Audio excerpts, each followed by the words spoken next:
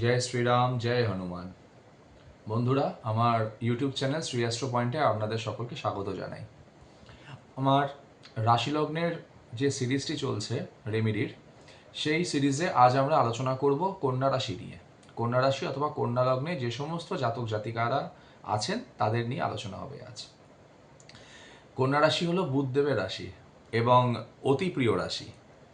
হ্যাঁ, বুধদেবের দুটি রাশি আছে, মিথুন রাশি ও কন্যা রাশি। তার মধ্যে কন্যা রাশি খুব ফেভারিট।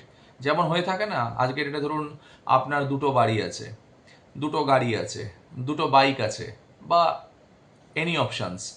তো আপনার কিন্তু দেখবেন দুটো একসাথে কখনো আপনার পছন্দ হতে পারে না, যে কোনো একটা তার মধ্যে আপনার ফেভারিট হবে। ঠিক সেরকমই বুধদেবের কিন্তু মিথুন রাশি ও কন্যা রাশির মধ্যে নিজের রাশি অবশ্যই স্বরাশি তার নিজের, কিন্তু কন্যা রাশি একটু বেশি ফেভারিট।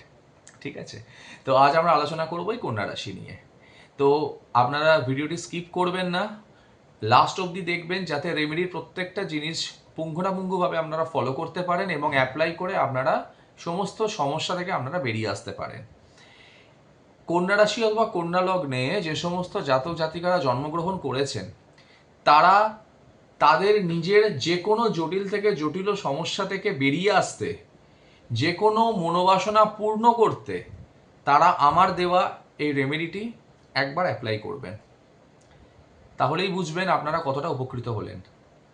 অবশ্যই যারা কন্যা রাশি অথবা কন্যা লগ্নে যারা জন্ম নিয়েছেন। তো আর সময় নষ্ট না করে আমি রেমেডিতে চলে আসছি। কিছু সামগ্রী লাগবে, সেগুলো একটুখানি আপনারা নোট ডাউন করে নিন।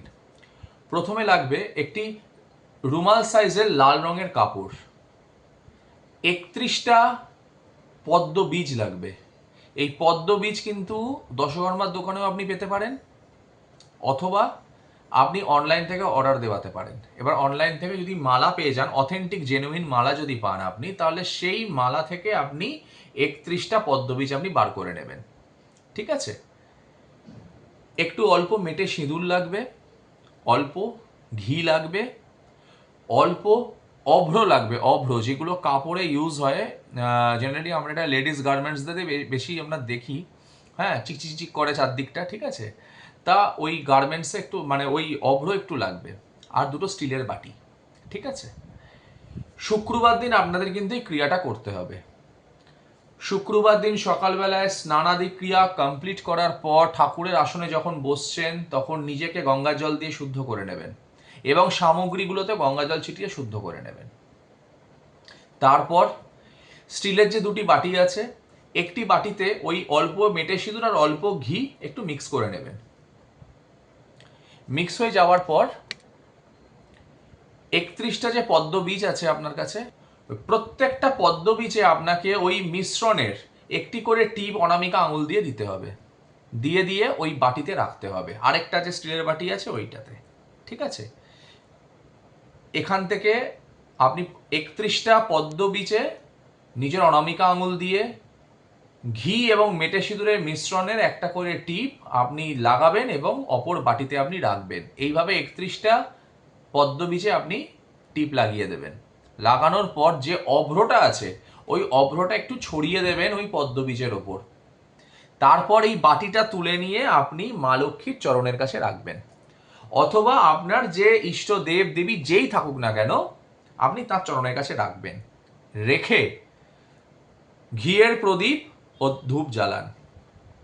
জ্বালিয়ে নিজের মনোবাসনা মায়ের চরণে আপনি জানান, বা আপনার যে ইষ্ট আছে তার চরণে জানান। আপনি কি সমস্যায় ভুগছেন, কি মনোবাসনা আপনি চাইছেন আপনার পূর্ণ হোক অতি শীঘ্র, যে কোনো জটিল থেকে জটিলতম আপনার জীবনে সমস্যা থাকতে পারে, আপনি সবটাই জানাবেন।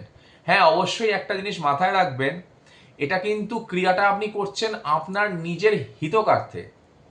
আপনি কিন্তু মানে অহিত কার্যের জন্য কিন্তু আপনি প্রসেসটা অ্যাপ্লাই করবেন না, কারণ আপনি সাকসেস পাবেন না।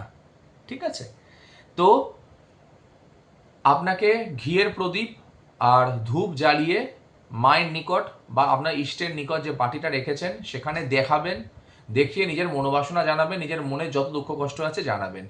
জানানোর পরেতে উঠে চলে আসবেন। তারপর যা ক্রিয়া আপনার যা বাড়ির যা কাজ আছে আপনি সেগুলো করুন। এইভাবে এই ক্রিয়াটা আপনি টোটাল 23 দিন পালন করবেন। টোটাল 23 দিন, 23 দিন শুধু আপনাকে ঘিয়ের প্রদীপ ধূপ জ্বালাতে হবে, নিজের মনোবাসনা জানাতে হবে। আর ওই মায়ের ফটোর সামনে থেকে আপনি কিন্তু ওই বাটিটা তুলতে পারবেন না, বাটিটা ওখানেই থাকবে মায়ের কাছে। এরপর কি করতে হবে, 23 দিন কমপ্লিট হয়ে যাওয়ার পর ওই লাল যে রুমালটা, লাল কাপড়ের যেটা আপনার কাছে আছে, ওর মধ্যে পুরো পদ্মবিজটা ঢেলে নেবেন। বাকি যে সমস্ত পুজোর সামগ্রী ছিল সেগুলো সবই ওর মধ্যে নিয়ে নেবেন, নিয়ে একটা পুঁটলি বেঁধে নেবেন। পুঁটলিটাকে গঙ্গায় ওই 24 নম্বর দিনে গঙ্গায় অথবা পুকুরে গিয়ে বিসর্জন দিয়ে দেবেন। বিসর্জন দিয়ে প্রণাম করে আপনি উঠে চলে আসবেন, আর পেছন দিকে ফিরে তাকাতে হবে না।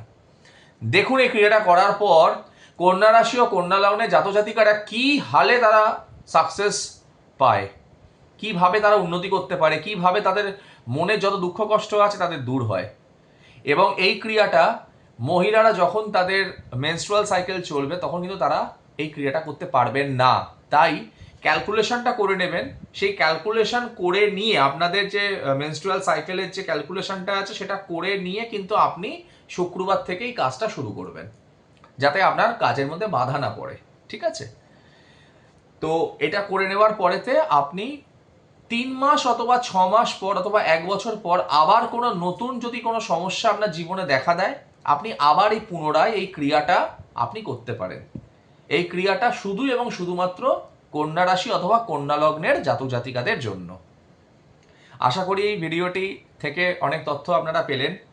এই ভিডিওটি যদি আপনার ভালো লেগে থাকে তাহলে অবশ্যই কিন্তু আমার চ্যানেলটিকে সাবস্ক্রাইব করবেন, পাশে থাকা বেল আইকনটি টিপে দেবেন যাতে প্রথম নোটিফিকেশনটা আপনারা পেতে পারেন, এবং অনেক বেশি করে আপনারা এটাকে শেয়ার করুন যাতে আপনার ফ্যামিলি, বন্ধু, প্রতিবেশী সকলের মধ্যে যারা কন্যা রাশি অথবা কন্যা লগ্ন আছে তারা একটু হলেও যাতে আপনার থেকে তারা উপকৃত হন।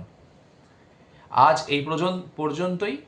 আগামীকাল আমরা সপ্তম রাশি নিয়ে আলোচনা করব, তুলা রাশি অথবা তুলা লগ্নে যারা জন্মগ্রহণ করেছেন তাদের করণীয় কি। নমস্কার।